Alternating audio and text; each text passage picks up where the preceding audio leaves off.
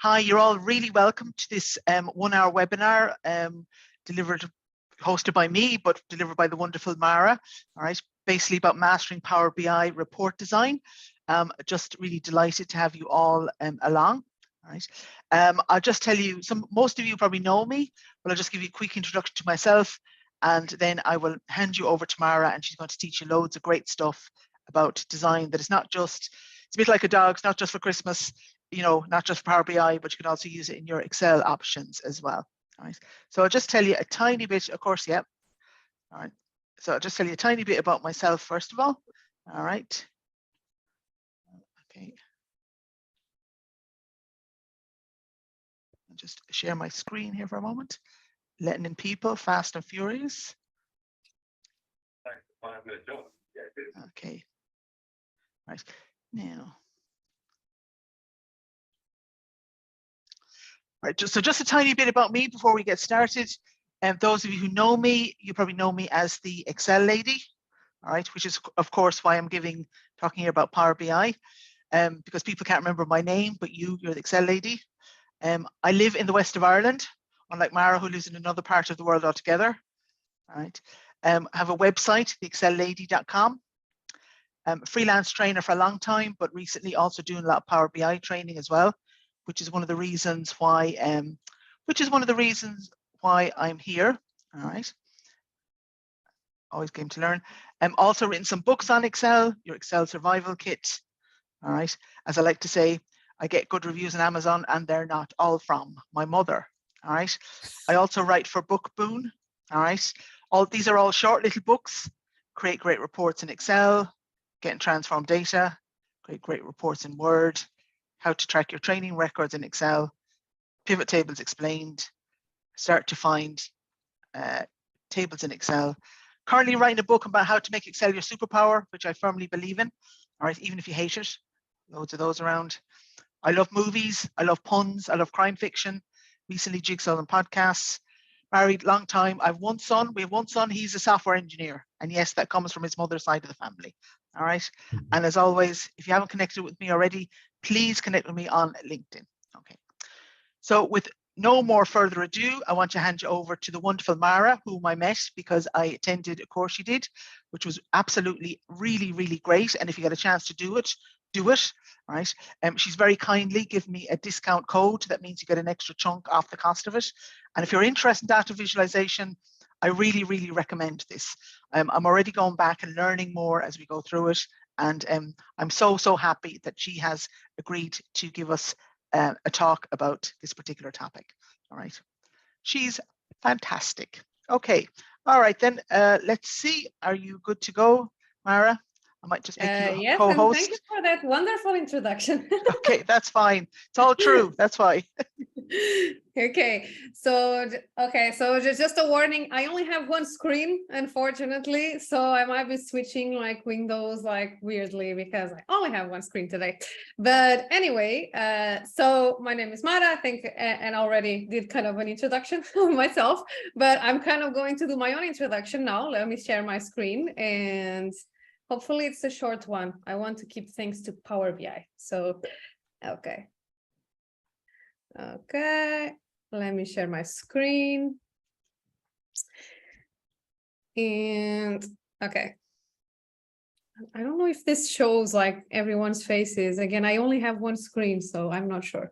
Okay. And yes, I don't use Office. I use Canva. Okay. Okay, let's go.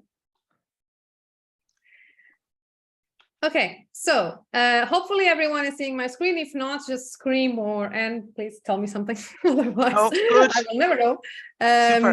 So thank you. Welcome again to this webinar or session where we are going to talk a lot about Power BI report design. So before we start and jump into Power BI itself and talk about design and how to make beautiful reports and all of that, I just want to make a little introduction of myself.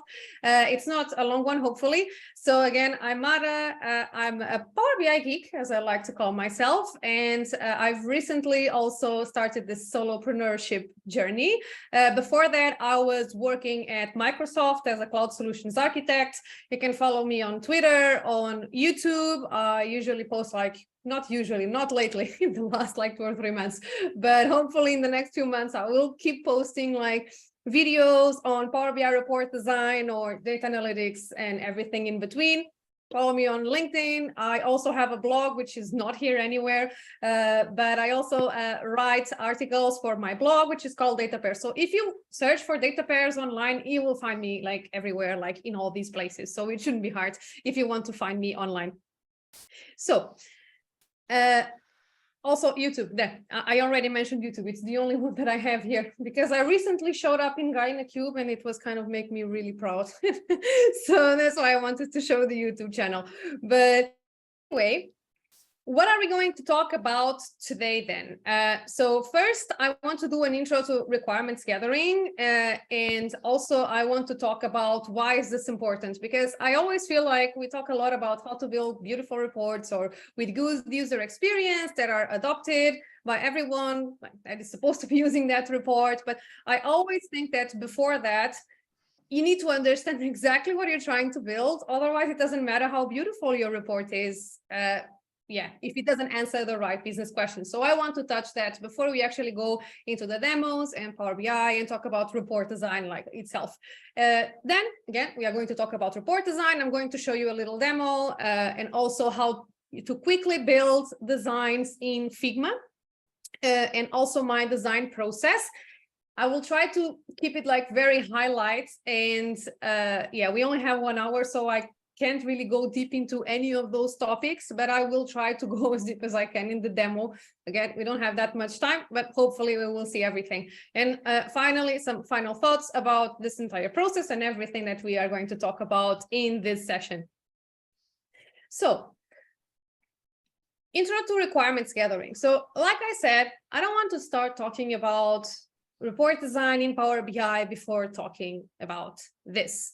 So, even though it's important to have like a report that looks like decent and professional in terms of design, that is easy to use, that has great user experience, if your report doesn't answer the right business questions, it doesn't really matter like how beautiful it looks or how good your design is, because people will be like, yeah, this is not answering my question. So they will stop using it. Adoption will drop, and that's not what you want, right? So before actually start building anything, and this is important not just for the design parts, but also for data modeling or everything that you build behind the scenes to support that report, it's also important for that too. So you should really understand and determine what are your business goals with that report. What kind of pain points are you trying to solve with that report? Don't just build stuff just because. Try to understand exactly what is this trying to achieve, or what are you trying to achieve with that report? What kind of business questions are you trying to answer with that report? And this, for me, is always the most important thing in the report development process. Again, not just for design, for the entire process, is because I see a lot, sometimes you have like a report in Excel and then you want to migrate that report to Power BI. And then you just don't really think about it and you just put a huge table in there. So one of the main problems in my head is not the design, because even a table can look kind of okay.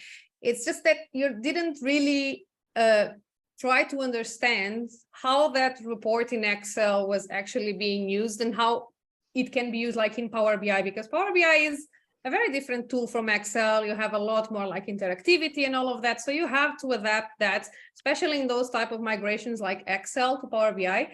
You have to try to adapt whatever you're trying to build, like, or you built in Excel to Power BI. And for that, again, very good example, the Excel to Power BI kind of migration. Understand why people are using that report and what kind of business questions is this report trying to answer, and then try to build the report in Power BI that is a lot more like visually appealing and interactive based on that. So one of the most important things I would say. And also you should try to understand the kind of audience that is going to be using your report. This is also part of the requirements gathering process, and also the report type. And these two things are tightly related. And I can give you an example. For example, if you have a CFO looking at the reports, probably will not want to look at like tables. or go through tables like over and over again. Maybe some of them will, but I would say like, if you're like C-level, probably you want to see the big numbers. You don't want to see like the small details on those numbers. For that, you will ask someone else. So in that case, the type of report that you're going to build, for example, for a C-level executive, is very different from the type of report that you're going to build like for an analyst who is used to very granular data. So identifying your audience for your report will also help you in the end design that report, because again, usually the higher you are in the hierarchy, like the bigger the numbers need to be, and the way you present that data is going to be different than the way you present that data for an analyst who likes tables probably. And also, again, this will influence the report type. The report type will be a lot more high level for a C-level executive and a lot more low level and granular for an analyst. And I had these questions before, like, okay, but what do you do when you have like 200 people looking at the same report and you have all these different levels? Maybe you shouldn't be building one report for all of them in the first place. I'm not sure I understand. That's my watch trying to get into this meeting. So I was saying, you shouldn't probably be building a report for all of them, or I don't know, it depends on the type of report you're trying to build, really. I don't really have a proper answer for that, honestly, but I would say that analyze the kind of audience, even if it's like you go from the analyst to the C-level, like, should you actually be building a report for all those people? And then at least try to build that report like with navigation that allows people to go from the more high-level data to the more granular kind of insights, not data. So at least have different views for these different people, because they will not want to see the same thing. But again, with the news from Microsoft Build, apparently all of this will be solved for you, and everything is automated and with AI. No, I'm joking. Hopefully not. Or hopefully yes, if it's done right. So report design process. Let's not talk anymore about report or requirements gathering, because I think you probably all understood like how important it is to understand what you're trying to build, who is going to look at your report. And I forgot something. Why did I jump it? Sorry, I was talking. There are a few things I still wanted to talk about here. I was looking at the time and I thought, oh, I was talking a lot.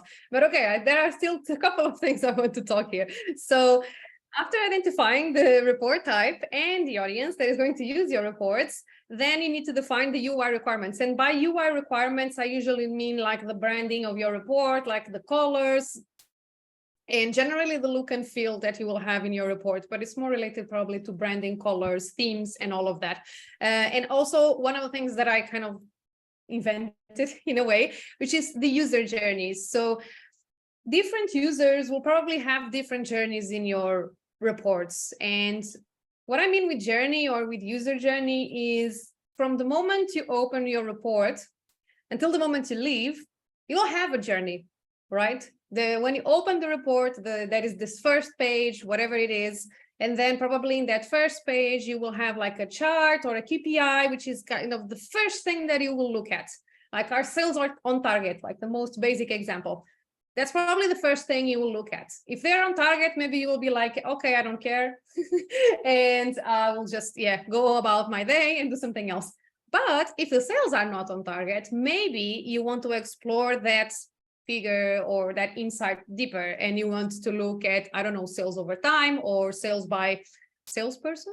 Is that a thing? Salesperson, or sales by country, by region, by products. So you will want to dig deeper. And this is what I call the user journey. So there are key things that the user or most users will probably want to see, like the moment they open your report, and then they will try to analyze all these things, hopefully in a similar way.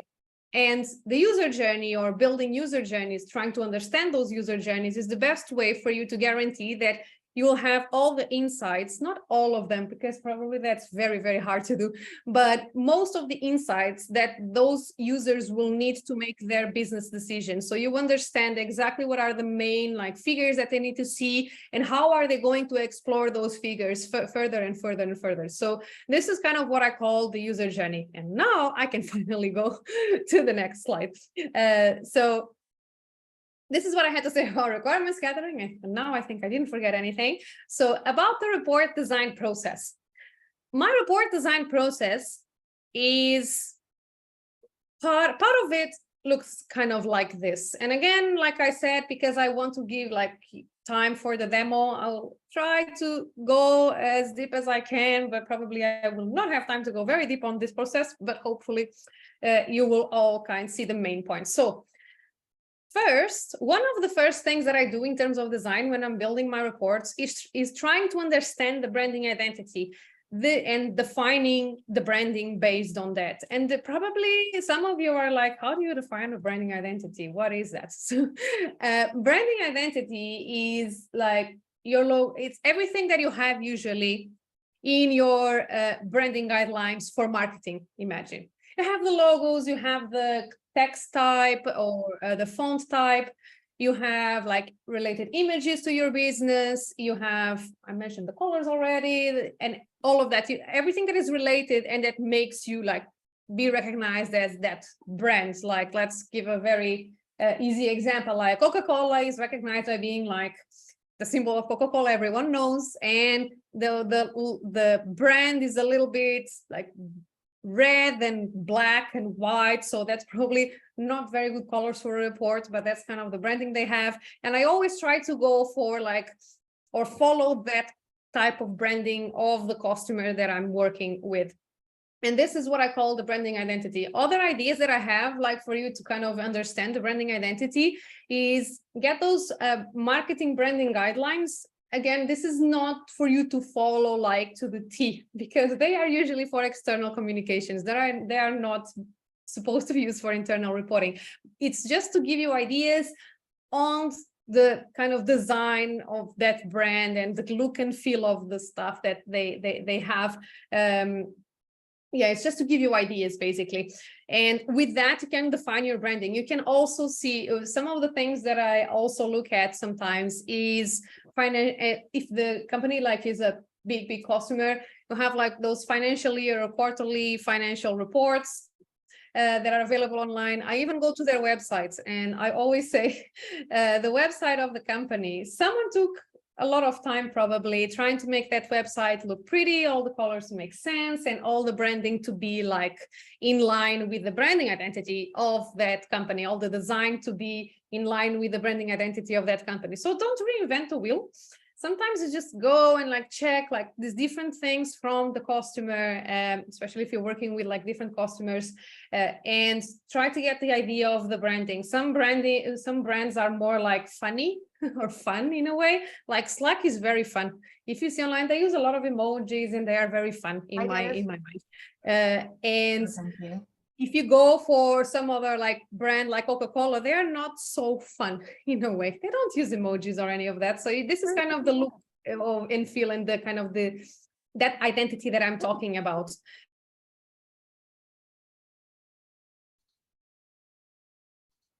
I was on mute? Not anymore, I think. Okay. Hopefully this won't move. It did. Okay. So in terms of like design patterns and layouts, I will give you also some ideas for you to build your layouts, because I think this is one of the things that people kind of complain about the most, is that they're like not creative, they have no idea what a good design looks like. And I will give you some ideas before the demo. And then you need to keep in mind some basic things like the Gestalt principles, like the space between each different element, how you use colors to convey like information and to kind of bring the attention of the user to certain figures or certain charts, certain values, like the spacing between things, white space, quite the same, but kind of more on the borders, I would say. The text, like just, again, I don't want to go too deep into this, otherwise I will talk forever about it, but take a look at the Gestalt principles, because they are like basic principles for you to basically present anything, any type of information or visually in a way that doesn't really overwhelm the user. So going for the kind of second part of the process. So once I have like that branding identity, I kind of define my layouts. Again, I will give you ideas on how you can get pretty good layouts and how to replicate that. I start thinking about how am I going to build this? And then I go back to those requirements gathering. Remember, the user journey is where I try to understand kind of the journey that the user will take from the moment they open the report until they leave that report. That can also be called UX workflows. This is kind of a UX concept. User journeys, UX workflows, kind of the same thing. And this will again allow you to basically create the report in a way that answers the most pressing business questions, like right in the front page, and then allow you to organize all the information in a way that makes sense to the user, because you know, like the kind of journey that they will take. And then also define the information architecture, which is more about like in each one of these pages, what are you going to put like on top? Is it like the title? And then imagine you have a navigation pane, and then you have an area for the KPIs. You kind of define like how each page or what each page is going to contain in a way. So the workflows is more like high level for the entire report. You will have like 5 pages, imagine. Information architecture is more about defining like what are you going to put in each one of these pages, kind of the architecture in a way of these pages. Also the structure and navigation, like you're going to have to put probably a few buttons, a few tooltips, and some kind of interactive elements that you need to think about how to add those interactive elements to your report. Also, you need to, of course, choose the right chart to that. And choosing the right chart, what I always say is don't overcomplicate it, because usually complicated charts are not easy to read. So because they are complicated, which is very obvious, right? But most of the charts that I use, I would say, is probably bar charts, line charts, KPIs, and then I just try to format it as much as I can so they look very different from the standard ones, I would say. So even though sometimes you don't have exactly the chart that you want and like, there is this thing missing, a lot of the times, if you know like all the formatting options on the charts, the standard charts in Power BI, you will be able to achieve something that's probably very similar to what you want. You don't need to go to custom visuals or anything like that. But again, here, the main idea is choose the right chart type for whatever information you're trying to convey. And also interaction design.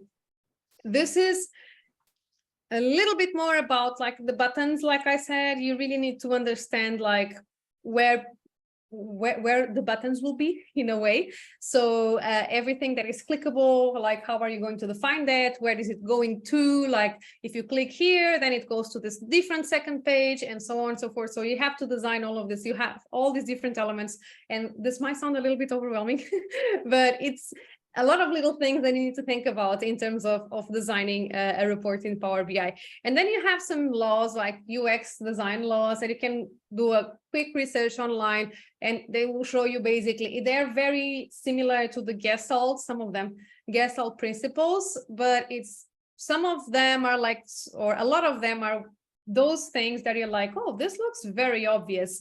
And when you read it, you're like, but I don't do it. I never thought about it. So I would definitely check the laws of UX design. You will find it anywhere online.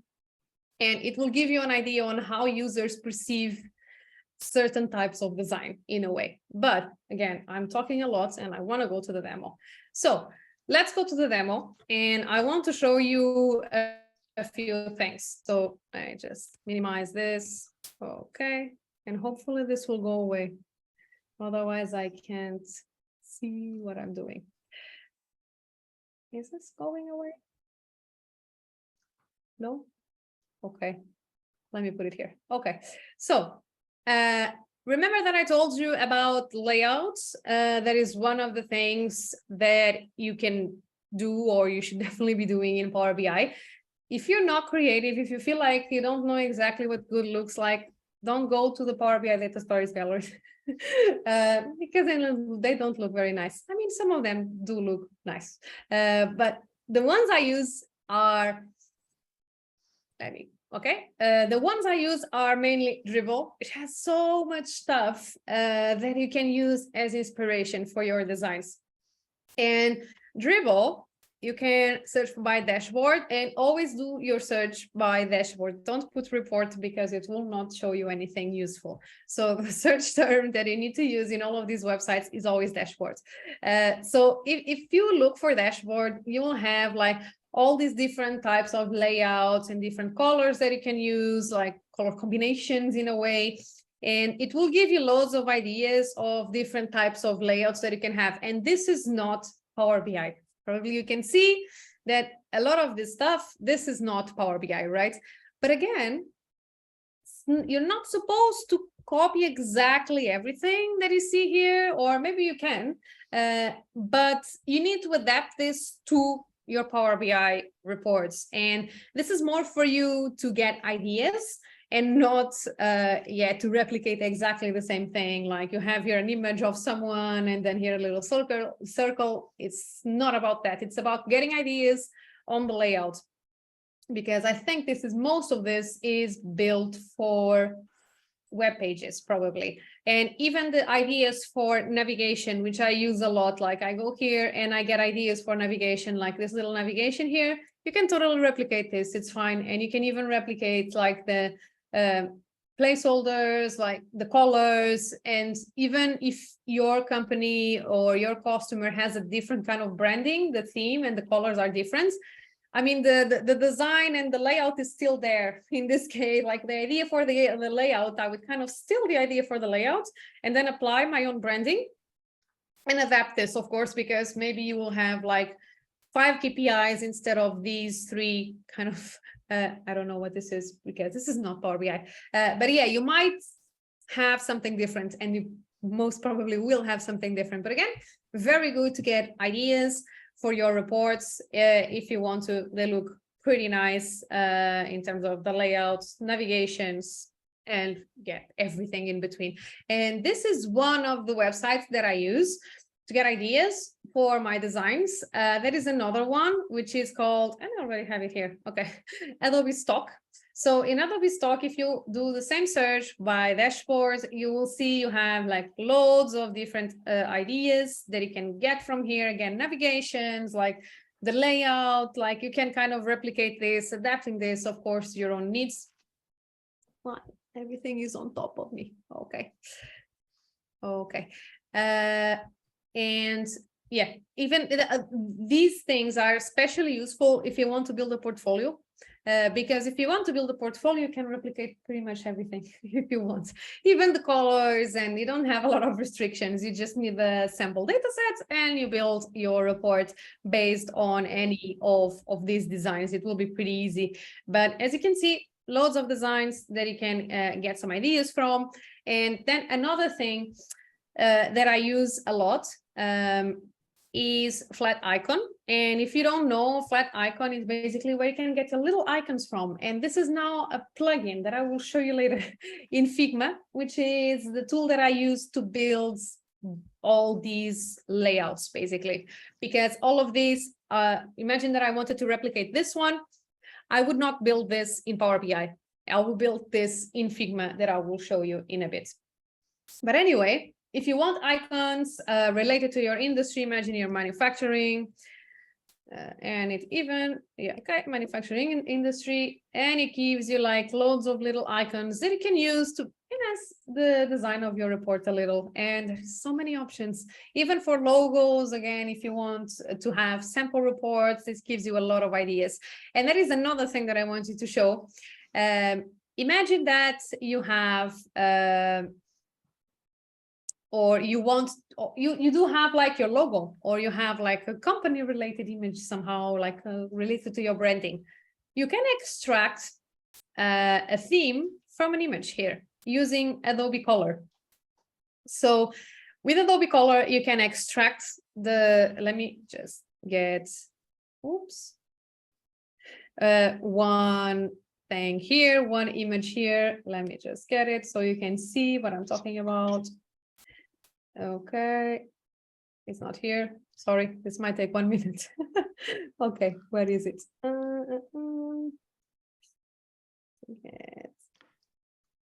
Okay.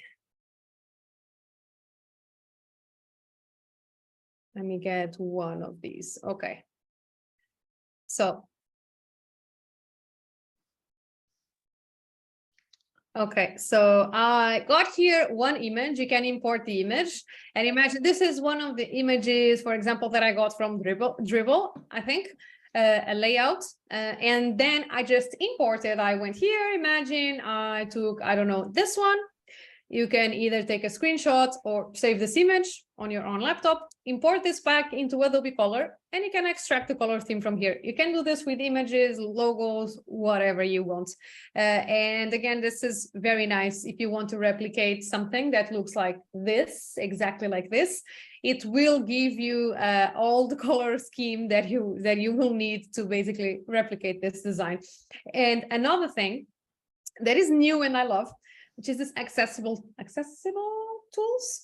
And in this case, let me bring two of them, like this one. Let's bring it here. And you can basically test your accessibility here.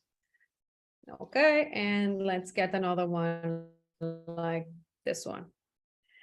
And this is nice for you to see if, for example, when you're building your charts and everything, your KPI cards, if accessibility is something you worry about, which should be, then you can test it here, like the contrast between the background and the chart itself, or the data labels, or something like that. You can test it here with different colors. And then it will even tell you like the graphic components, like if they would be passing into kind of the test of accessibility, even the font size, and different font sizes in this case. And you can do this, you can just copy paste the X codes and check like how good in terms of accessibility your choices of colors for your KPIs, for your text that you have in your report for everything will look or will be. And that is another one, which is the colorblind save, which is very interesting. This one is very, very interesting. So it took my theme that I had here, that I extracted from this image here, and it went back to the contrast checker. So it went there, and then for the different type of like color blind, it has like a color blind simulator in a way, and it will tell you like for different types of color blindness how good your color scheme is. And I think in this case probably this it's not too bad, but it's not amazing either. These colors are kind of very similar, but they are similar here too.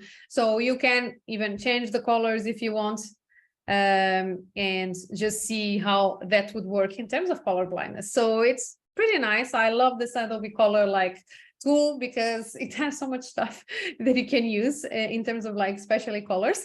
But imagine now that, again, going back to my process, that I chose one of these reports, or one of, I think this is the one that I'm going to use actually.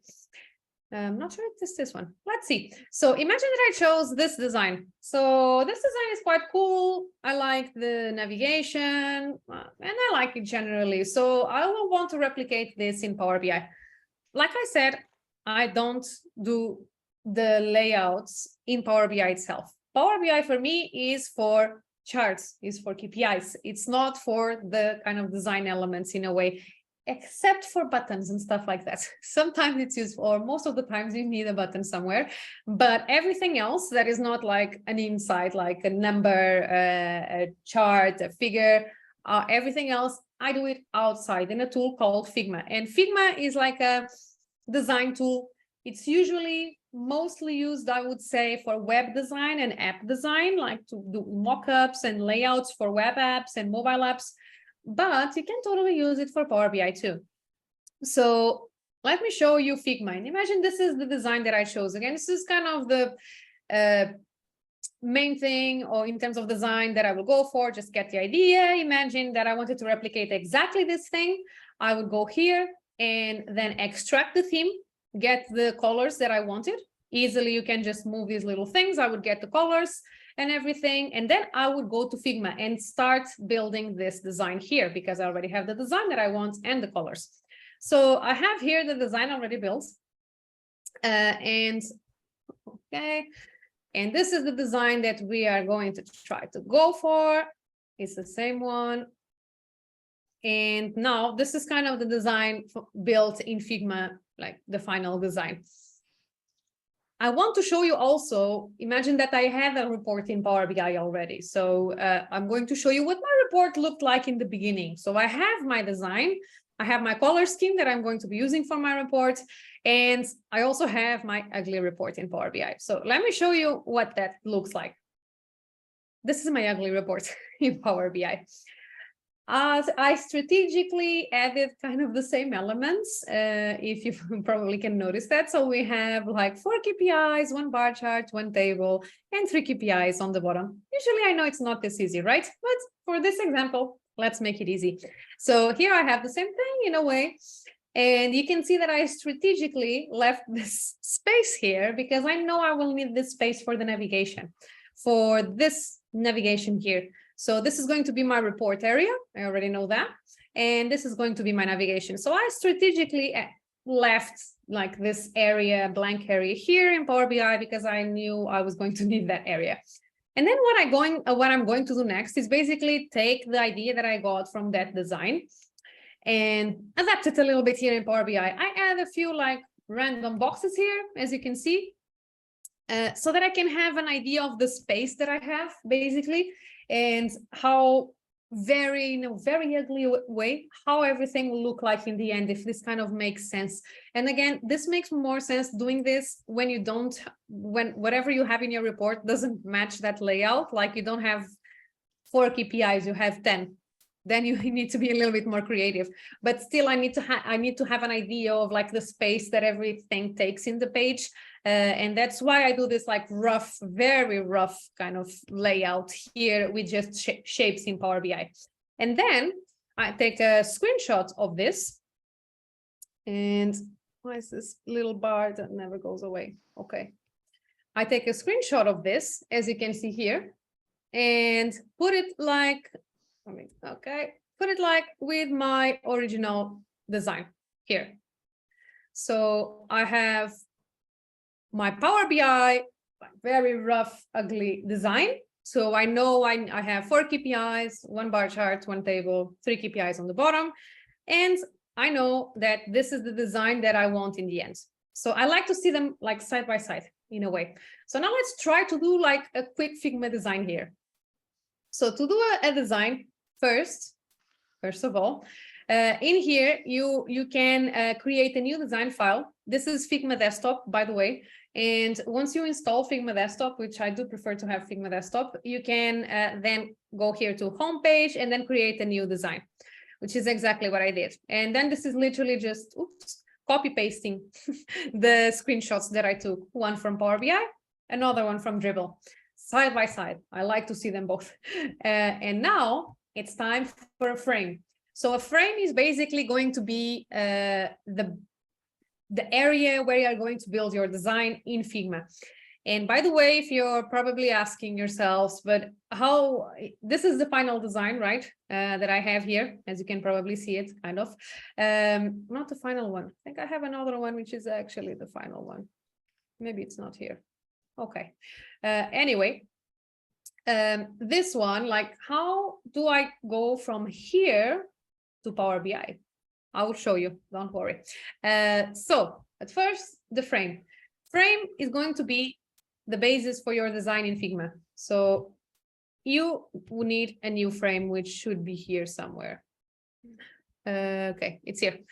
And usually what I choose is the TV frame, because this TV frame is exactly the same size as the size of your canvas in Power BI.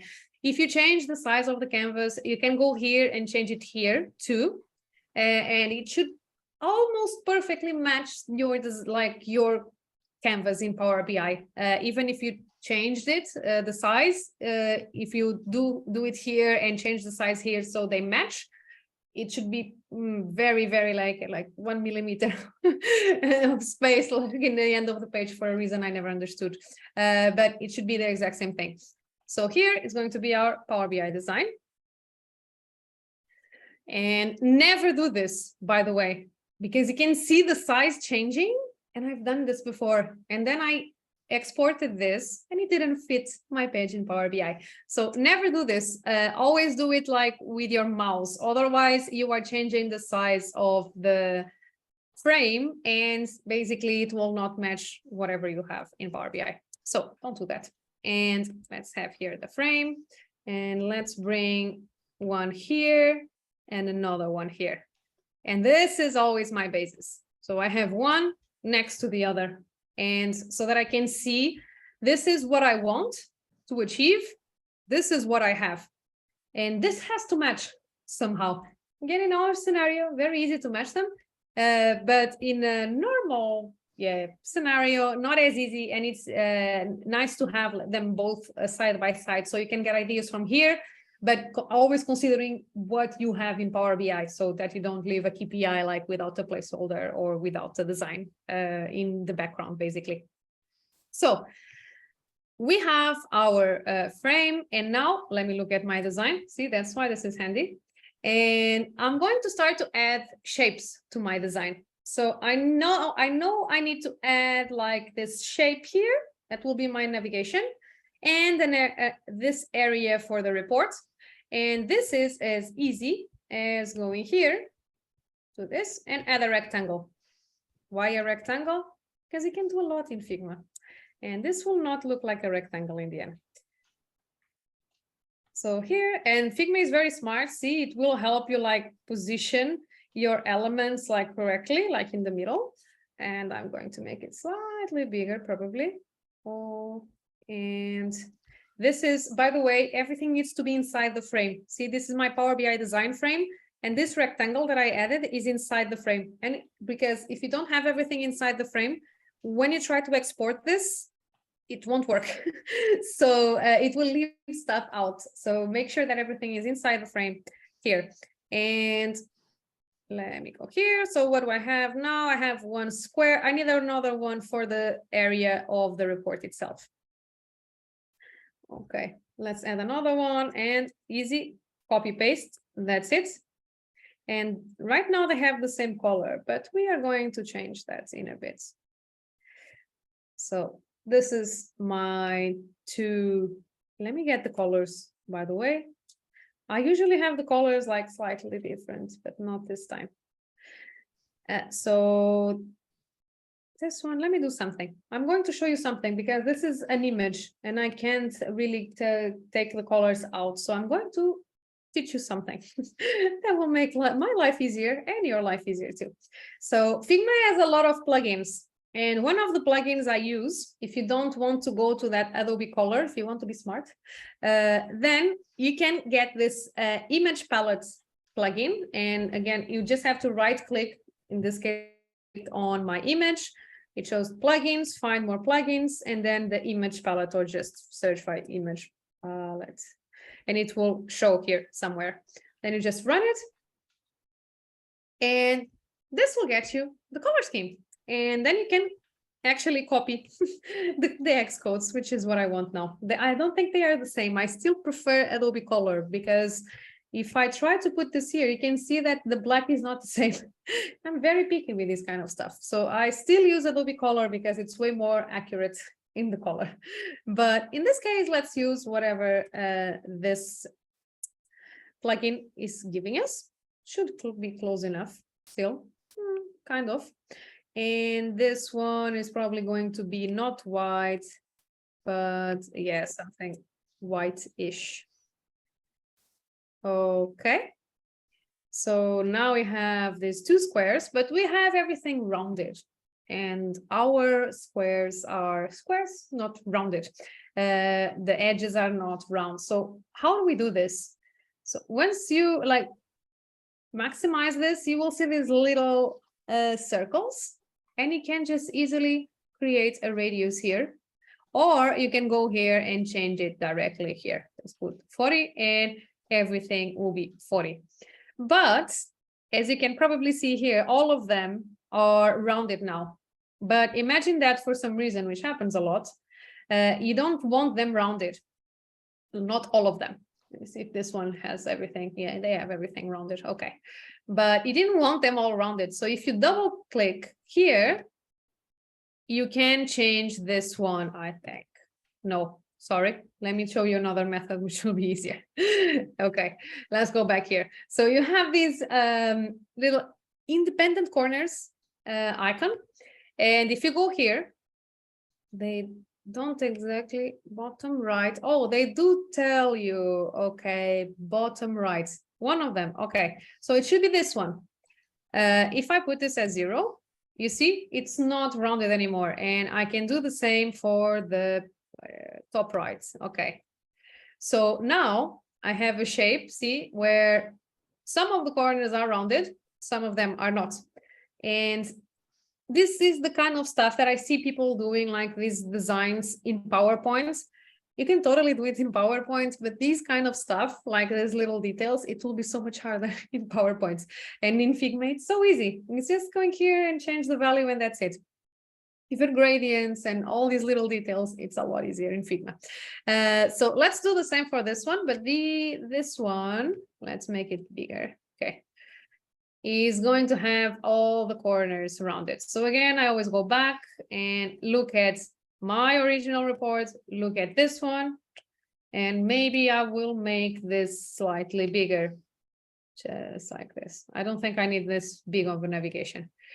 So I have my navigation, I have my report area here, and you even have like some kind of backgrounds I can see. Like I want to show you how to build that kind of background. So let me go back to, okay. Now that I have this, it's going to be on top of the backgrounds. Let's make it all smaller. Okay, so you can see the background. Okay, so this background, as you can see, so just to show you like the kind of things that is so easy to do in Figma if you know how to do it. It has like, I don't know, some shading here, something that's happening with the backgrounds. If you wanted to replicate this exact same design, then you have here your frame and you can change the way your frame is. So what do I mean with this? In the effects, hopefully, no, sorry.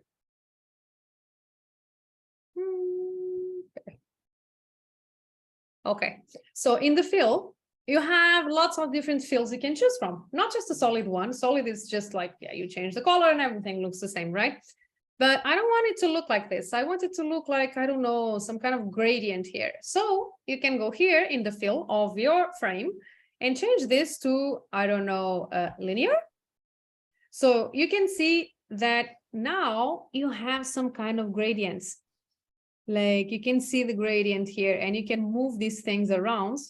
So you have a bigger gradient or just move it around and yeah, have different gradients. And you don't have just this one, you have radial, which doesn't look very nice. You have angular, you have diamonds, if you need it for some reason. But usually what I do is either the angular, not radial, and or the linear one. And this is as easy as just doing this really. And you can change the color. So you just select this color and then just change the color. Oopsie, no. This one here and just change the color. So it looks like even more different than what we have here actually. But that's not what I want to do. Let's keep it like this. So you have a gradient here, which is not exactly the same as this one, but again, we're not trying to replicate the exact same thing. Close enough is good for us. And I will probably change the background here, which you can change here, by the way, to something that I can actually see the borders like this. Okay. Okay. Maybe it was not a good idea. Let's go back to the other background and leave it like that. I don't like that it has the same, let me go back here, the color of this one. Okay, is it better? Not really. And don't put it as so transparent. Okay, let me change this slightly. See if it makes things slightly better. Not really. Okay, I guess we'll live with that for now, because otherwise we will be here forever. Let's live with that. But anyway, I will remove probably the fill. Then let's put it as solid for now, so I can actually see the borders.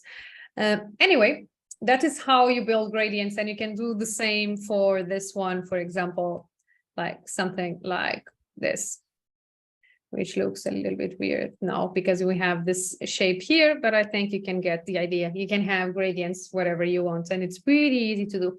So we have our main elements, the navigation pane and the report area. And now imagine that you wanted a logo. So again, same thing. You have lots of plugins that you can use. I'm not sure. I think this is the one that I use mostly. And you can imagine this logo here. So I got this logo. And of course, now you would probably have your own logo to put here, not this one. Oh, see what happens, by the way? Like this is all like weird now. This is because you need to resize an image. You need to click on Shift. Otherwise, it resizes it in different, in weird ways, and everything looks weird. So when you're resizing things, use Shift so things kind of keep their original, not original measures, but yeah, original kind of scale in a way. So this is my logo. Let me look back here. It's green. Okay. And we don't have green here. Okay. Let's, where is that? Okay. You have here, by the way, when you add some logos, some icons, something like that in Figma, you have these things here. It adds like two things. It has like a little frame and it adds like this vector. And this is where you should be changing the color, because if you change this color here, if you add a fill, oops, what is the fill? See, it feels like the background, which is not what you want. So if you want to change just the color of like the image itself, or like, yeah, this little part here, you can change it just selecting the vector. And now we can say this is this green 52 a, okay. And now our logo should be green. Yes, so now you have a logo here, and you can start adding also all these placeholders for your different KPIs and charts. And now it's the moment that I look back here and I say, okay, I have 4 KPIs. So I'm going to, I do this a lot, copy paste elements, copy paste the square. And this is probably going to be white. So I'm going to put it as white, exactly. And now I'm just resizing it and just making sure that it looks kind of similar, but at the same time, again, that my report in Power BI looks okay too, and everything fits in here. And I can also add a stroke, probably, which looks like I have a little stroke there, yeah. And I will add a little bit more transparent, yeah. Okay, kind of looks like a good border, similar to this one. And now I would keep adding different elements to it, like copy pasting all these elements. Look here at my report in Power BI. I'm not sure if I have space for everything, probably not. No, this needs to be smaller. But this is kind of, yeah, a little bit, this part is a little bit time consuming. I think probably is the most time consuming bit, is making sure that everything fits and that you have space for everything. And yeah, the design makes sense in the end. So now I have my placeholders for my KPIs, which looks okay. And now I need a placeholder for my bar chart. So copy paste again, because all the elements will be the same. And now Figma is going to help me like how to resize this. And I need, let me go back here. This is again why I said it's nice to have one next to each other. So I have a placeholder for this, for that. I might probably, I would, again, adapting to Power BI, might put this a little bit smaller. I don't know. Let me check this frame again. Okay, everything is okay. And I need some KPIs here on the bottom too. So I'm going to copy paste this again. They are going to be smaller. 40, okay. And I need 3 KPIs here. 1, 2, 3. Again, you would probably need to resize this so that they actually have the same kind of spacings and everything, which they don't have now. Okay, let's make this one. Let's cheat and make this one smaller. Okay. And this should be a little bit more like the other. No, okay, still not enough spacing. But anyway, okay. And again, probably the most time-consuming bit is making sure that the spacings make sense, that you have space for everything, for all your KPIs, all your charts. And this one, wait, looking at my original one. Oh, the table doesn't have a background, so I'm going to delete this. I'm going to leave it like that. Okay. And maybe make this like here, or to the top, something like that. So I have all my elements. I think for this area here, you would need to change the colors. Like I would probably change this one, just copy pasting here, adding it there. And then I would get this. Do the same for all the others.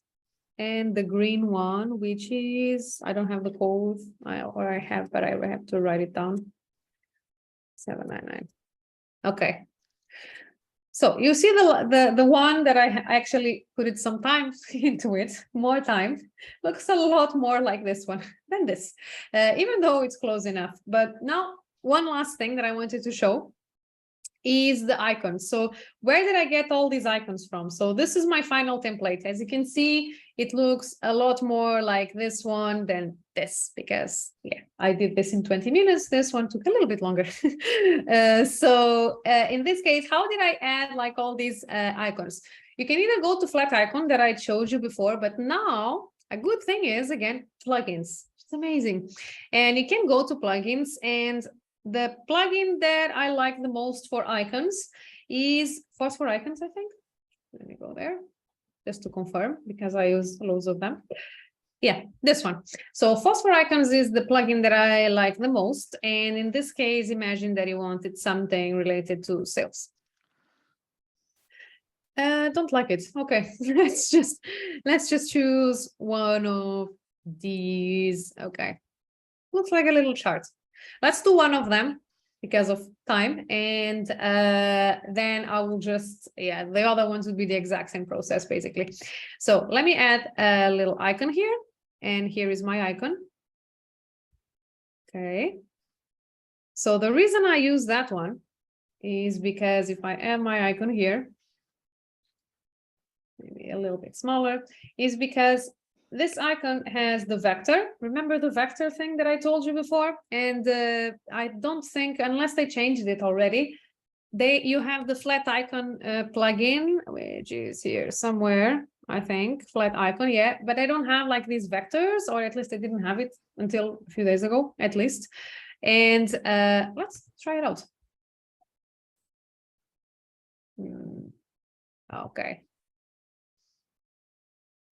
Not sure where did it end. Yeah, I'm not sure this plugin works very well here, but anyway, you also have that the plugin to get icons directly from flat icon, the one that I showed you before, but it doesn't work very well for me. So I always use this one because it fulfills most of my needs and it's easier. And okay, anyway, in this case, we want this icon to look like, let's go here and check. Okay, imagine you want this little green one, green and white. So we need a background. And remember that I said that if you select the entire thing and you add a background, this happens. In this case, it's not bad. So the background is going to be this green here. So 52A79. And the vector, which is kind of the little icon itself, is going to be white. So I can just change it here, white. But the vector is too big. I don't like it. So selecting the vector here, you can make it a little bit smaller. So here, okay, and make it a little bit smaller and in the middle. And now in the vector, we can say that we want some rounded edges, like 10. So we get a little button that looks very similar to this one. So they are kind of, again, not the same, but kind of the same idea in terms of design. And then I would replicate this for all the others with different colors, of course, and everything else. And here the same for all of these. And like I said, the final results would be something that looks like this, but if you had time to build the proper design. And let me bring this down here so you can compare them. Okay. Oh, no. Okay, let me bring it to the other side. Okay, so this is the design that I built in Figma. So everything is customizable. As you can see, all the different elements like is customizable. You can add more KPIs, less KPIs, yeah, whatever you want to do with the design. And now, how do we pass from here to Power BI? So let me select here and let me see where we are on. Make the whole of this smaller, otherwise I can't see. So this frame, which is a different one, but same thing, same idea. This frame is called my template one. So when I select the frame itself, I'll have an option here saying export. And you can export this as an SVG or a PNG, and you can even select like how good you want your PNG in a way. Sometimes SVG doesn't work for some reason, but I always recommend to use SVG because the quality is better. So you can export this as an SVG or PNG, export it, save it on your own laptop, and then once you're in Power BI, you import it into your report. Here, this is so annoying because it doesn't show. I should have taken this out like the new on object. It's so annoying. This format pane disappears. Okay. So in the format pane, you can import back that image, that SVG image, as your canvas background. So, and it will look like something like this. Now it's going to go to the top. So this is going to be my imported version. Doesn't look nice, does it? So your work doesn't end here. And my advice again is to, for the original layout, don't worry too much about formatting it just yet. Just make sure that all the charts are like conveying the right information. You have the right charts, right KPIs, and all the right information that you, or all the information you should have in your report. But don't worry too much about formatting the KPIs or anything, because usually what I do is I import back my design here. And then I format everything because I need to like move things around. I need to make all of this a lot smaller and so on and so forth. So once I get my design here, I then start formatting everything that I have in Power BI properly. And as you can see, everything that is not like a KPI, a chart, a table, something like that is a background. And the reason I do this is because all these different elements, if you had to build this in Power BI itself, you would have like, I don't know, a logo here, and then I don't know how many elements here. You would need like loads of different squares and lines and little things.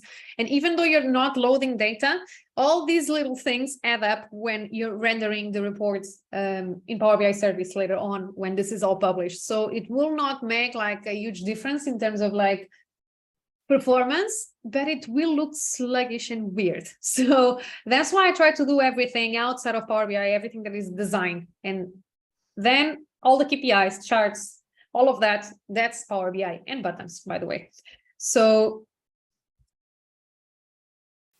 in this case, okay, and then I will try to go through this very quickly, hopefully. And once I get this, like I said, I format everything. I format my top KPIs, and I will share some tricks here, but there is no time for that, unfortunately. And I format my bar chart, which looks a lot nicer now. Then I would look at my table and format this table to have a nicer format, and yeah, just to go more with the design that I have. And the bottom KPIs, of course, just format those two. And then the final one with all the buttons, so that I like to have the buttons here, because otherwise, if you do the buttons text itself, like in Figma, you probably don't have, not probably, you definitely don't have, unless you do it here, you don't have this hovering effect that I like, because I think it's more user-friendly this way. And this is basically my final report that I used with this little design in mind. So as you can see, it's not exactly the same, but it's pretty similar, and it's a very nice design. So in terms of design and showing like my design process, I think this is everything I wanted to talk about. And let me go back to my presentation. So I just wanted to share again that if you want, by the way, to finalize, I talk about all of this in a lot more detail in the Power BI Report Design Bootcamp. So if you want to join, like Anne said, there is a discount that she will share with you. If you want to join the bootcamp, that is starting in the 5th of June, so in 2 weeks. And it's like a deep dive into everything that I talked about. You have like master classes, live master classes. You'll have like a Slack community with other people that are really into, other students that are really into report design. And yeah, a lot of support, of course, from me to learn all of this into a lot more detail. So this is everything that I had to talk about. And yeah, I'll pass back to you, Anne. Okay, thank you so much, Mara. I really appreciate that. It was great to get your insights on, starting from the beginning and then working through the design process and everything else. So if anybody has any questions, maybe just pop them in the chat, or if you want to come off mute, that'd be great. Do you have a few minutes, Mara, to hang on, just in case people have any questions? Yeah, sure. Yeah. Okay, good. All right. If not, that's okay. I'll send you on the details later. Sorry, go on. Yeah, no, it was really good. Okay. I enjoyed it. I suppose where I'm lost is the information bit that you were putting it. So this was all about design, where I think need to go back and learn about Power BI, how to do all those little dashboard things. Okay. So I suppose I'm lost in that I'm kind of don't know the first part. Okay, that's fine. That's fine. We can just drop me a note, Deirdre, and I can give you a bit of a steer on that if that's of any help to you. Getting the data in, and Mara will help make you absolutely gorgeous. Yeah. All right, no problem. All right. Anybody else got any questions or anything else I want to ask? Is there a fee for Figma? No. I mean, it depends on what you want to do, but for this specific purpose of just building like backgrounds or designs for Power BI, you can do it for free. I don't have any license, and I have like 20, 30 different designs there. And yeah, it just works for free for me. So. Okay, that's great. Thanks. Okay, good. Anybody else? No. So if that's the case, then I'll be sending you on the recording. I'll also send you on details of the boot camp, which will be starting on the 5th of June. I found it really useful. I have to say I know I'll be revisiting a lot of the material that Mara has. A really comprehensive course, special discount, and that will all be going out to you hopefully in the next 24 to 48 hours. Okay. All right. So Mara, just want to say thank you again. I really appreciate it. Thank you. All right. Thank you. All right.